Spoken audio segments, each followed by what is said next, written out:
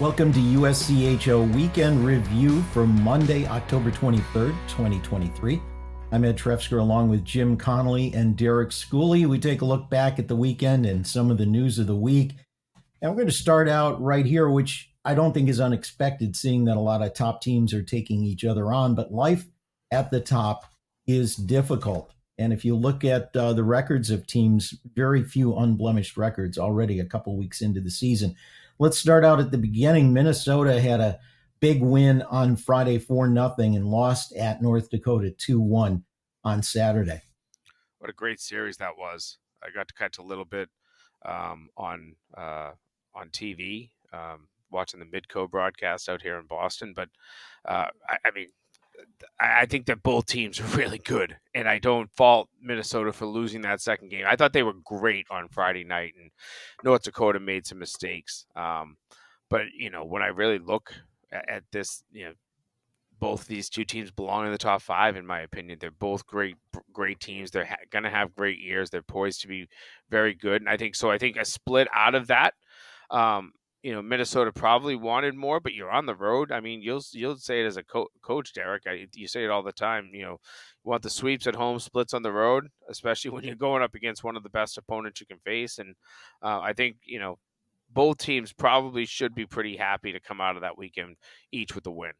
Well, I think the way that they did it was a little bit different, Jimmy. And when the road team wins the first one, they want to get greedy, Sure. And then there's so much pressure on the home team not to get swept at home. And if I'm as a coach, I want to win the first game at home, because it obviously then you've got a little bit, you put more pressure on them. So as the road team, Minnesota winning put a lot of pressure on North Dakota, and that's an impressive bounce back win to score late or in the third period to take the lead and to be able to do that. The biggest takeaway for me, and I read this I think with Brad Schlossman going into it, is they're not scheduled to play again for a while. It's not on their docket yet. And that's one of those series that you need to have. College hockey needs it. Minnesota needs it. North Dakota needs it. That's a needed series. And I'm sure, North Dakota fans are going to be disappointed when their schedule comes out in a couple of years and Minnesota's not on it, but Robert Morris is. They're going to be excited to get the Colonials back at Ralph Engelstad. But that is a needed series. That's a series that you have to have, and for college hockey to I wouldn't say grow the game, but just for historical purposes. That's one of those series that clamors the old WCHA. Yeah, I can't disagree with that. I mean, you look forward to that. And you hear about people still wearing the Holy Cross colored North Dakota shirts, still rubbing it in about about the loss that's now almost 20 years old. I mean, these two teams are great rivals, and there's some solid bad blood. I think College Hockey Inc. said that of all the rivalries, these two teams have played the fifth most of all the major rivalries in college hockey. So it will be disappointing to not see this series again for a while, but I guess that's part of changing conferences, all of that sort of stuff. I would hope that it would be it's almost like, the Boston schools having the Beanpot on their schedule. You're playing it every year. You know that's two of your non-conference games. I think that's what these two schools should just make it automatic. Whatever your conference is, and then those two games, that they're set way before the season starts. Well, you also have, Bob brought this up the previous week, that the fans are clamoring for the Minnesota-St. Thomas rivalry. Right. So everybody wants to be rivals with Minnesota. I get it. I understand that. Bemidji wants them in the building. Duluth wants them in their building. They want to play the Gophers. So I get that you're running out of space, but that's just one of those rivals that reeks college hockey. Yeah. Is there a way we can find more room for non-conference matchups? Maybe making sure we don't have too many conference games so there's more room for non-conference, or does that get into scheduling problems? I like conference games, Ed. I think that's where you like to play for something, points on the table. I like conference games. I think conference games are big. There are teams that come into your building every year. I've been one to we were at 26. We were at 28 in Atlantic hockey. I liked 28. And we'll see how I like 26 at the end. The fact is, for us in Atlantic hockey, you got to win your non-conference games to make them worth your while. But I like conference games, so I wouldn't want to drop those down a little bit. Well, another matchup, a Western team coming east for a pair of games, was Denver. They lost 4-3 at Providence and came back to win 4-3 at Boston College. How about the Pioneers? First off, I just want to say that it's great to see them come out east. This is a team that has done it often. They've come out and play some games in Hockey East quite often, and I think it's great. They're a real entertaining team to watch. Good win for Providence to start at home, but a fantastic rally on Saturday for Denver. They fell behind that game and then had to find a way to win it in the third period late. With some great offensive action in the zone. They play really disciplined hockey still. I mean they stick within a system. They are very structured offensively. Got to see a lot of that Boston College game. I'm thoroughly impressed with this Denver team. They'll be there at the end. I can tell you that. That Friday night game down in they had it shows you why Denver comes out here. Providence is not a school that often packs the building. They have a small building, but when it gets packed in there, man, it's a great environment. They packed it on Friday night. Then Boston College sold out Conti Forum on Saturday. So Denver got to play in front of two fantastic crowds this weekend. Friday, I think the crowd might have spurred the Friars to the victory. But I'm just glad to see David Carl brings his team out here. It's just a great to feature a school like Denver out on the East Coast. And that's one of the traits of George Wezdecki that left on the program. They always traveled. They always went out to play people. They always did it to grow the game. And it's good to see that, like you said, Denver continue to do it. I think that translated to Rico at Miami. They would go on the road. You would see, and I think that's forced some teams out of their comfort zone. Also, the ability to get the bonus points for wins on the road as well helps to get people out of their own building. Yeah. But you see that, and you see teams travel, and that's good. I mean, it's good for college hockey. Another one of things that really helps college hockey. The other part of that trip had Boston College. They won against Rensselaer on Friday night and then dropped that decision to DU. BC still a top 5 team in this week's poll. Probably going to end up at number 3. We're recording before the poll's complete. But how about the Eagles? There are high expectations for them this season.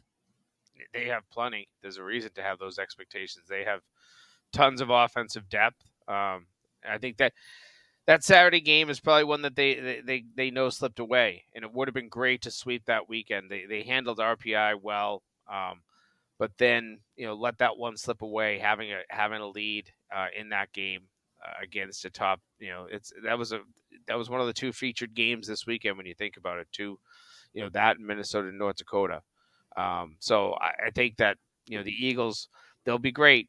They've got plenty.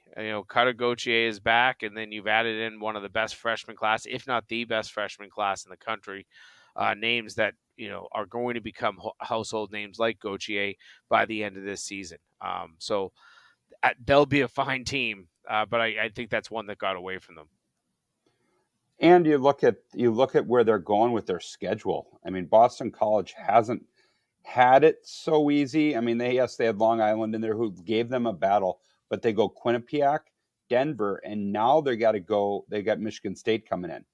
And you're really going to find out legitimately where they fit in the mix a little bit with, seeing them against Quinnipiac, seeing them against Denver, and now to see them against Michigan State. Like you said, top-rated freshman class, a group that wants more from last year.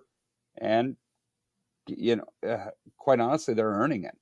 We'll find out. You're going to see where they are. I know that they're not in our buy or sell or hold that you're calling this week, but there's definitely a team to watch out for. Quinnipiac, they're off to not a bad start, but they're not running away with it either. They had to come from behind to win 5-2 at UNH, but then lost on the second night 5-4 in overtime. I think this is saying a lot about UNH, as we've seen them also beat BU this season. But how about Quinnipiac? Is it the target on the back that people are getting up for? Are they not quite as talented? What's the story there in Hamden? Is it a hangover? I mean, that's another question I have. That you always talk about a championship hangover. Their schedule has been okay, I would say. I mean, they went to overtime with AIC, but then came out and plastered them. But to lose that one game, I don't know. Is it a national championship hangover? Do you have those in college hockey? Is it because they played so long? But I don't know. They don't have the Peretz in net. Their goaltending, is good around with a 9-10. It's not as good as it's been. Yeah. And we'll see if that can rebound. But good question. Hard schedule or hangover is my question on that. Yeah, I broadcast both of those games this weekend and talked to Rand a couple of times, and he actually used, I think that was the word he used after Friday night's game, talking about, I think he said he has 25 players, 12 new faces, 6 freshmen, 6 transfers, 13 returning players. I think he said for the returning players, he said, sometimes I wonder if this is a little bit of a national championship hangover. And I think that was the word, the expression he used after Friday night's game. And that was after. I didn't even read that either. I'm asking that question myself. It's a really good question. I think they'll be okay. The one thing, Colin Graff left Saturday's game about midway through, I want to say, did not return. He was favoring his right leg, which I believe was the leg that got injured in the Boston College game as well. So that could be a big loss for them. That really shakes up their lines when he's not on the ice. It slows down their offense.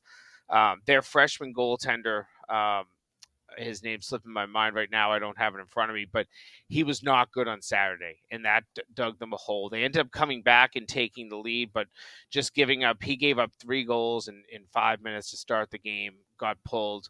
I do think you said goaltending a bit of an issue, maybe, Derek, but I do think that Vinny Duplessis, when he was in there this weekend, looked really good. I think he's maybe not Yanni Peretz, but he is fantastic. I think he looks like an improved goaltender even from when he was at Boston University.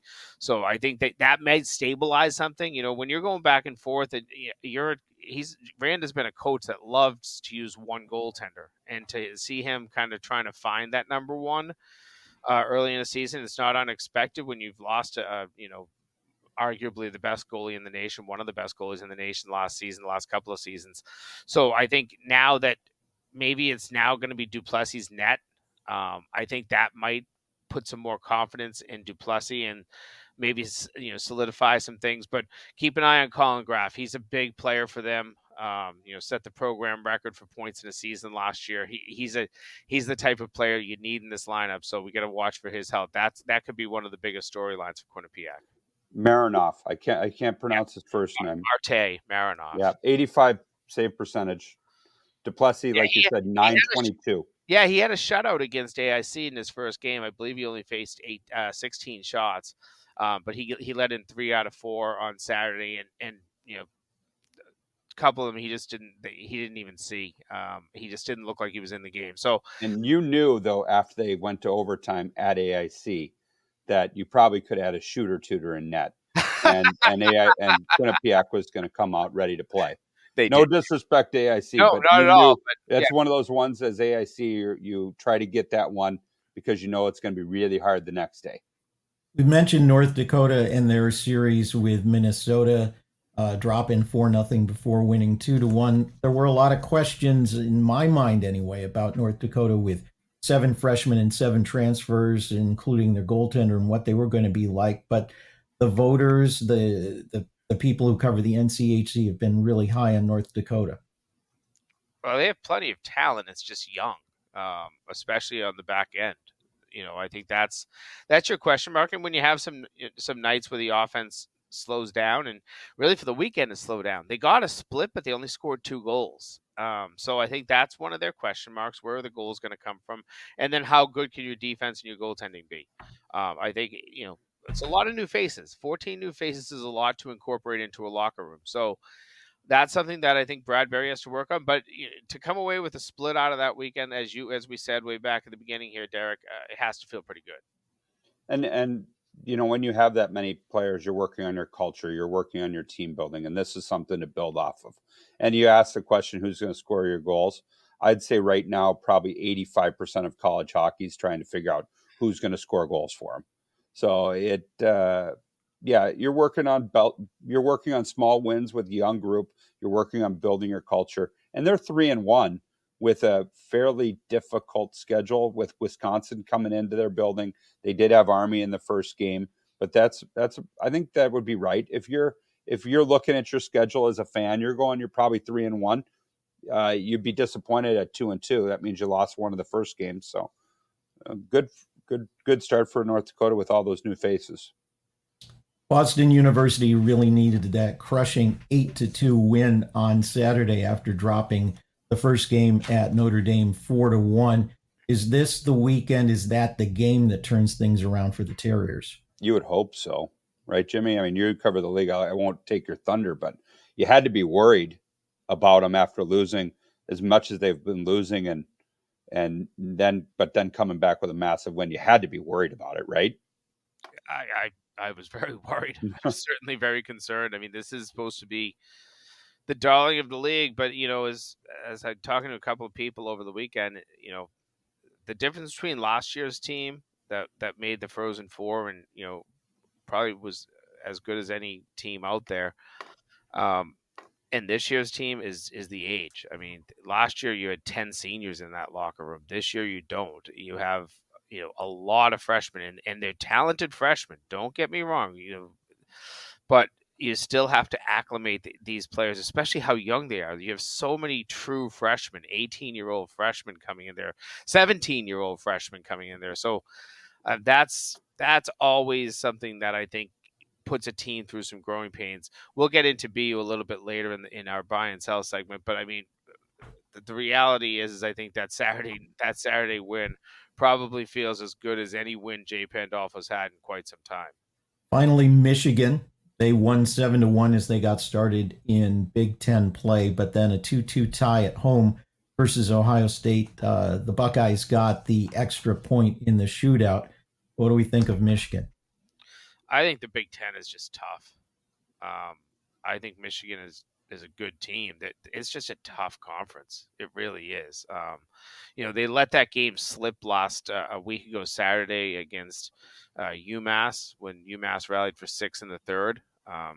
But I think again it's probably the same thing as BU. You've got some young players in there, some new faces, and I love what you said a couple of segments there ago, Derek. 85% of the teams are wondering where their goals are going to come from, and you love popping 7 if you're Michigan. That feels nice, but the next night 2-2. I think that it doesn't matter when you're in league play. Finding a way to take more than 4 points in a weekend, 4 out of 6, is really hard. Road, home, doesn't matter. It is really hard because there's some familiarity, and there's that real hunger for that team that loses the first night to not do it again. So Ohio State gets 2 out of 3 points. I don't know if they're feeling good about themselves for that, but it certainly feels better to tie and win a shootout than get shellacked 7-1. Yeah, that's exactly what you look for. You look for 4 of 6 at home and 3 of 3 on the road. And if you can get that, if you total that up over a season, you're going to have a pretty successful season. And Ohio State, much like I know we're going to talk about Holy Cross, but you got to, if you get the 3 on Friday, you've got to make sure that you try to get the extra couple, and that's where you got to get greedy. And it looks like Michigan's kind of settled. Barshevsky's played 5 of 6 with the starts. He's at 2.59 and a 9.13. Looks like they've kind of went in that direction for a little bit. Not sure if that's the way they'll go, but their numbers have got better. And we talked about it. They're going to need saves with this team. That's for sure. And obviously they only gave up 3 goals on the weekend, a 7-1 win and 2-2. But you're Michigan. You want that 5th point. You don't want to just get 4. Well, we got a half a dozen teams that are undefeated so far, not counting the Ivies who haven't started play yet. We'll take a quick look through them, plus our buy or sell or I guess hold. That's all coming up on USCHO Weekend Review.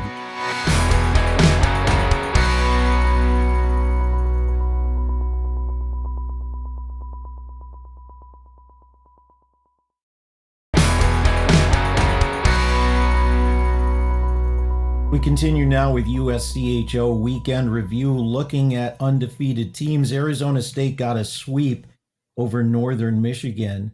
The Sun Devils, who struggled last season, are off to a terrific 4-0 start.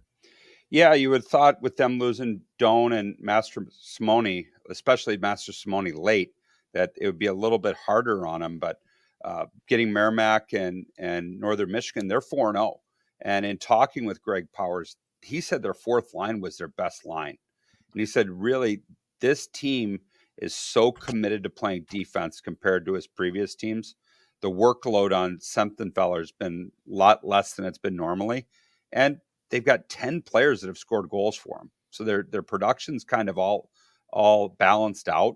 And the only there's two guys, Copperwood's got 3 goals, which 3 in 4 games is pretty good. But for the most part, they're pretty balanced. And like he said, his fourth line has been outstanding, and look for them to continue that. I mean, they've got it going there a little bit. Jim and I had a chance last week to talk to Holy Cross head coach Bill Riga. The Crusaders are now 4-0-1, picking up on momentum they had at the end of last season, and he's trying to build a mini, or maybe not a mini, maybe a second Quinnipiac there in his style and his attitude toward things. You had a chance to see Holy Cross up close. What do you think of the Crusaders? I saw not as a fan. I saw him in a completely different way. You guys get to see him in up close. I saw him really close. They're good. Their structure is good. Jason Grandy and net is a good goaltender. It was hard for us to get to the net. Their structure, they run the same 1-1-3 that Quinnipiac does, and really, we've got a couple bounces, and we Billy said it to me after Friday when we shook hands that we deserve better because I thought we played really well. They got a late power play goal to get all 3 points, and we were dead in the water. They dominated us for about 35 minutes. Shots on goal were 29-3. And it was a one-sided butt kicking. And we flipped the switch and were able to come out and find a way to get to overtime and then get the extra points. And we felt that we stole 2 points. They're a good hockey team. They're going to win a lot of games. And like you said, I got to see him close. Now, Ed, you'll get to see him close, not as close as me this coming week, but really good structural based hockey team. They believe in what they're doing, and they're going to be a tough out as you every weekend. Maine and Northeastern only 2 games under each team's belt. They're both undefeated. There are high expectations for Northeastern and growing expectations for Maine. What do you see out of these 2 Hockey East teams, Jim? Well, I'll start with Northeastern. I'll see them for the first time this Thursday night as they take on New Hampshire. I'll be on the call for that game on ESPN Plus. But I think they're untested, but they should be a decent team. This is a team that I think Jerry Keefe has some expectations to. I'm supposed to talk with him a little bit later this week. But I'll tell you about Maine. Again, both teams kind of strange. You've gotten this far into the season, only played 2 games. Maine, I'm hearing really good things about. Unfortunately, I was looking at my schedule. I'm only going to get to see them in person once this year. That's something I would love to change at some point. But that is a team that we know is on the up and up. I mean, Ben Barr's a winner. Ben Barr wins wherever he goes. He's building something there. From what I hear, the community up there loves him. They've really attached themselves to him quickly, and it's not a surprise if you know his personality. Easy guy to deal with, easy guy to talk to, and he's really passionate for what he does. So I'm hearing very good things about Maine. I expect, I can't remember exactly where they were on the coaches poll, maybe around 6 or 7, maybe even lower than that, maybe 8. Bump them up. Although it's hard to bump anybody up. I keep saying bump New Hampshire up because they were 10 in the preseason poll.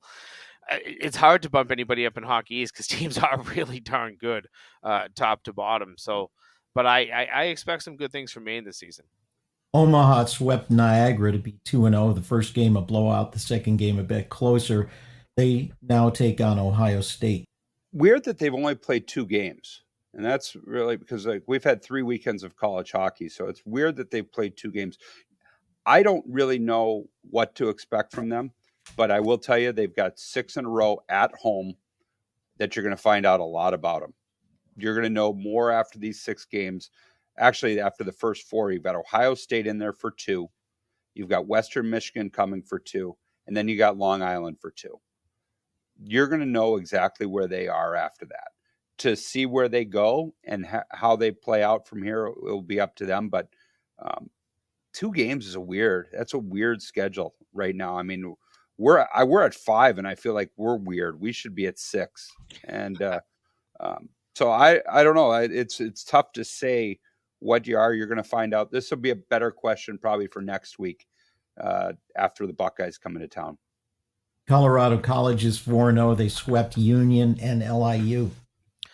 It's a great start for Colorado College, and similar to what I said about Ben Barr, it's no surprise to see a coach like Chris Mayotte having some early success this season. I saw it was their best start. It's been a while since they've started 4-0. I don't want to put Union or LIU down. I've actually heard some really good things about LIU and that they've played almost every team they've faced really tough this season. They might not have the wins to show for it, but CC will get their tests in league.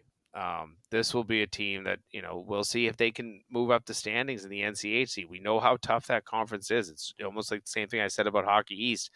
It's hard to get there, but I believe in Chris Mayotte. I mean, he's again kind of a proven winner. He's been on a lot of championship staffs or staffs that have gone really far into the national tournament. So I know that he wants to rectify things out in the Springs.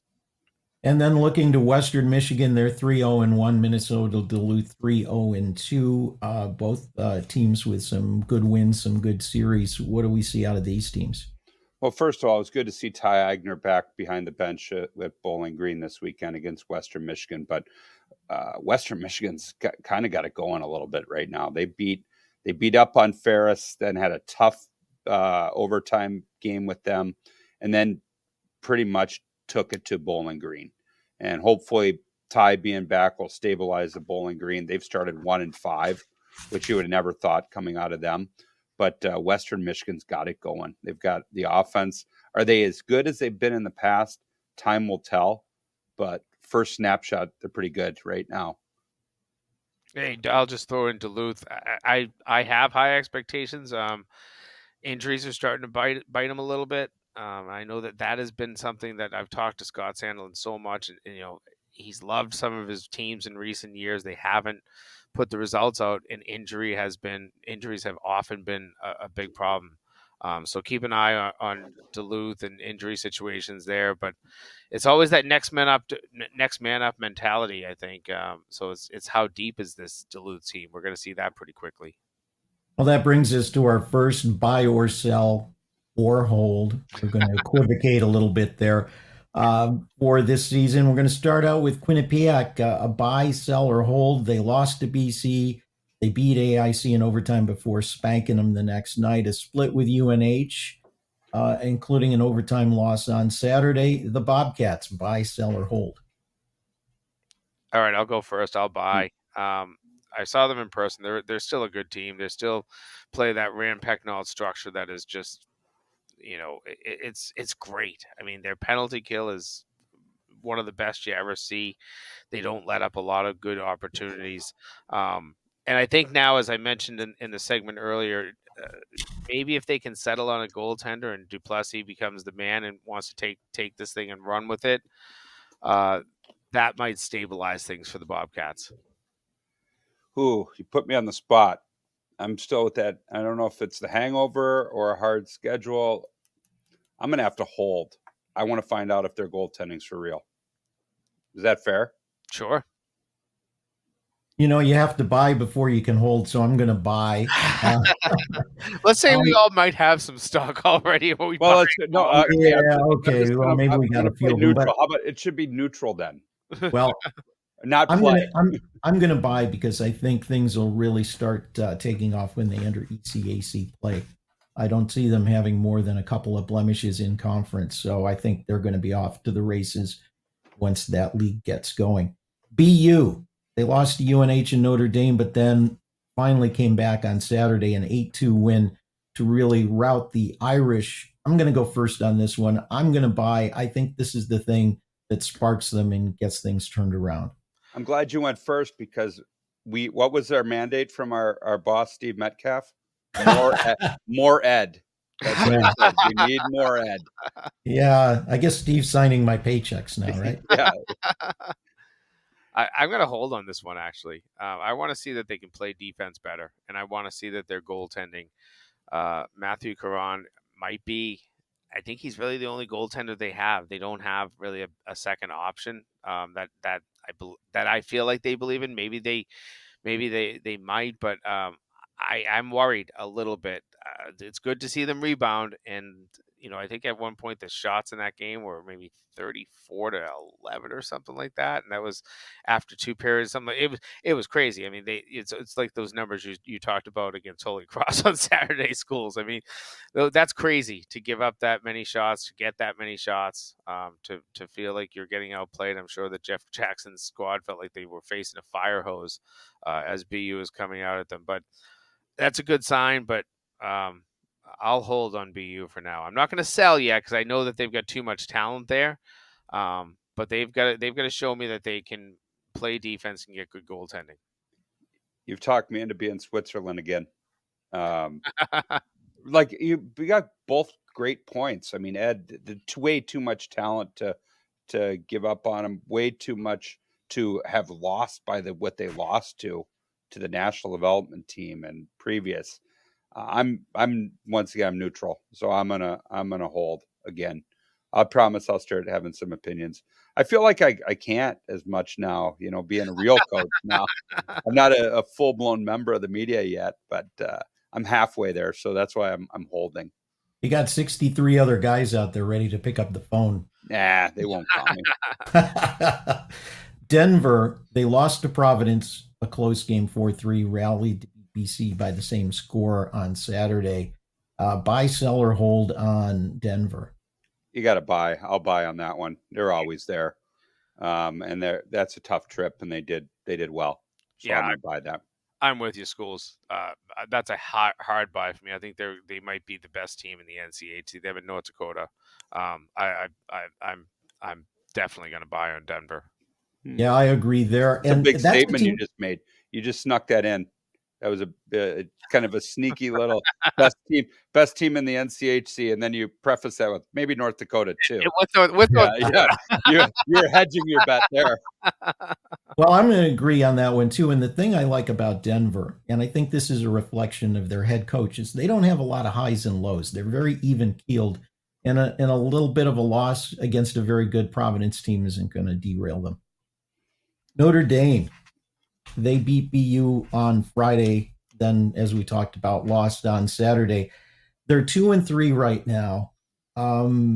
Buy, sell, or hold on the Fighting Irish? Nobody wants to go first. I'll go first. I'm going to sell on this right now. I love that win on Friday. Great win. But then you laid an egg on Saturday. I know you're playing a good team, but it wasn't a small egg either. No, like those are the teams. Those are the games you want to win. You have to win. If you're going to have success in the Big Ten, you've got to find a way to put those performances back to back and not have a great one night and then have a true stinker the next night. And I know that BU was hungry. I didn't see the game. I haven't watched any tape from that one, but I don't know. They'll get there maybe. And if we do this segment in December, maybe it's a little different, but right now I'll sell. You got to sell something somewhere. So I'll sell. I can't believe that we're doing this in week 3 here. First of all, but I'm with you, Jimmy. You can't buy or hold on that one after the night 2. That's you. I think if it would have been a lot closer, a lot tighter, right? It's a different Go to story. overtime and lose. Yeah. Little lose late, different fourth story. Yeah. straight game. Yeah. Yeah. Yeah, I'm going to have to sell. They're going to, You saw him in person, Ed. So yeah, I thought they underachieved. And they had stats that should have given them a win in the game that they lost. Um, they're a young team, but when they get into Big Ten play, I mean, I think everybody in the Big Ten is pretty good. They were picked number 6, I think, in the Big Ten. Is that right? Somewhere near the bottom, Yeah. or maybe 7th. But it's going to be a tough road ahead in the Big Ten. So they're going to be a team that is going to have to battle with their league schedule to be a 500 team, I think, at this point. St. Thomas, 2-3-1. They did get one first place vote in the preseason coaches poll. What do you think of them? And I guess when we say buy, sell, or hold, what is your buy, sell, or hold on? Is it hosting first round in the CCHA playoffs? Is it making the NCAA tournament? Is it improving a lot over last year? I guess it depends on what you're looking for them to do. Yeah, no, I'm go glad ahead. I'm glad you put that perspective in there, Ed, because what I was going to say is I think that this is a team that will finish in the top half of the CCHA, and I think for a young program like that, you have to consider that an early success. So I'm buying on Rico Blasi. I'd buy on him no matter who he's coaching. He's one of the better coaches I've ever run across, and he's passionate about the game, and he's in a good situation at St. Thomas too. I think that's a program that's ready to invest. So I think they're going to be a much improved team. And I think that they're going to give a lot of teams headaches throughout the season. And if they got into the battle that they were almost in a position that they were trying to win the CCHA championship as the season comes to a close, I wouldn't be surprised. So did you read my notes? I mean, without being even able to watch as many games, I got to take some notes and do my research.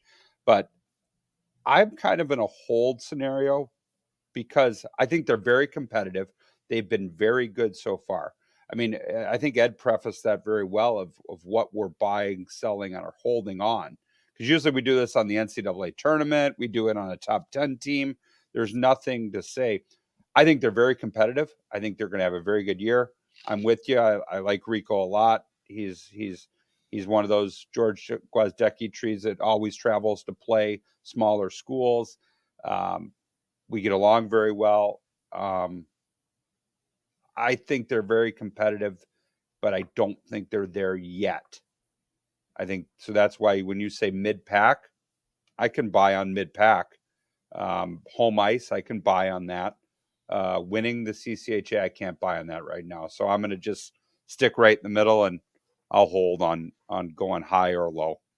I'm going to buy. I think they're a long-term growth stock. How's that? Buy now and hold for a while. Providence 4-1. After this weekend, I read an interview with Nate Lehman where he was talking about how much he loves this year's team and how much fun he is having coaching them. Hard buy for me. This one is pretty easy. This team will compete for the Hockey East regular season championship, I think, as long as they stay healthy. That's always kind of the caveat that you can give for every team out there. But they get a great win against Denver. Maybe had a little hangover from that win, fell behind 2-0, but then found a way to rally and beat RPI 4-2, a game they needed. You're supposed to win that game. So if you just beat Denver, you should be able to beat RPI. They found a way to win. They seem to be doing that this year. They're finding ways to win games. That's a great trait.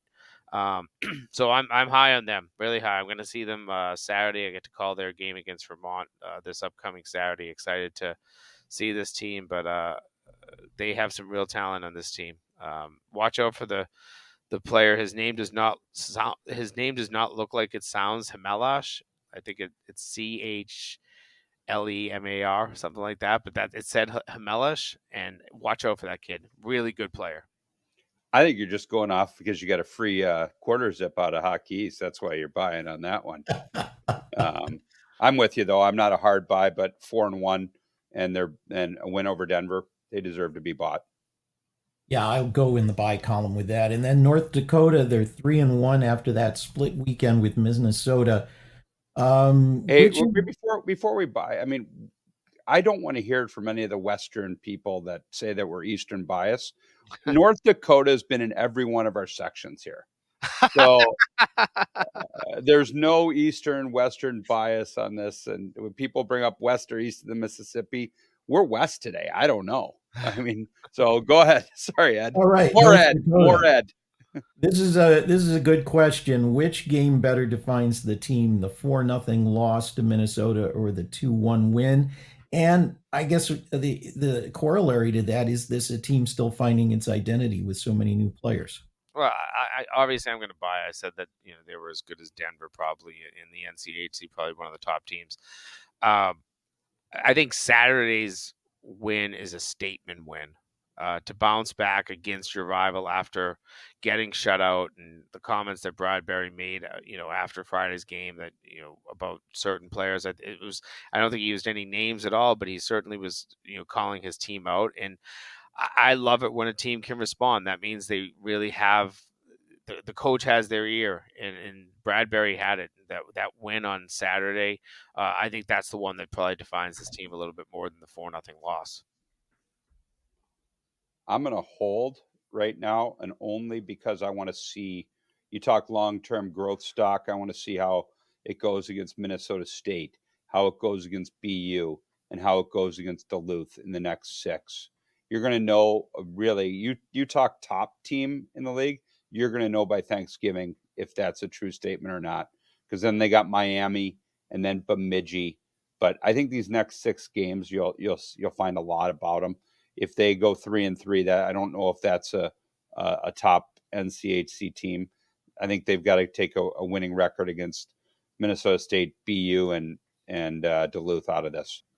Yeah, I think you just convinced me to hold, because we need to see a couple more weeks. But I am always very positive about Bradbury coach. And you're right. Yep, you're right. Brad will do a good job. Yeah, 14 new players, so that's the tough thing. Yep. Yep. And all 8D are new.